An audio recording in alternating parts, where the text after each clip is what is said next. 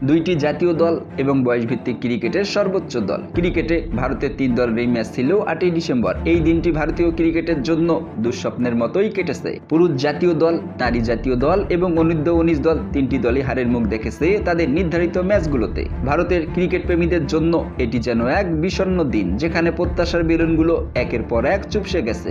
জাতীয় দলের দুইটি ম্যাচেই অস্ট্রেলিয়ার বিপক্ষে এবং বয়সভিত্তিক ম্যাচটি ছিল বাংলাদেশের বিপক্ষে। অনূর্ধ্ব 19 এশিয়া কাপের ফাইনালে ডিফেন্ডিং চ্যাম্পিয়ন ভারতের মুখোমুখি হয়েছিল বাংলাদেশ। আগে ব্যাট করে বাংলাদেশ 198 রান সংগ্রহ করে। 199 রানের লক্ষ্য তারা করতে নেমেও বাংলাদেশের বোলারদের সামনে প্রতিরোধ করতে পারেনি ভারতের ব্যাটাররা। 139 রানে অল আউট হয়ে যায় ভারত অনূর্ধ্ব 19 দল, ফলে 59 রানে জয় পায় বাংলাদেশ।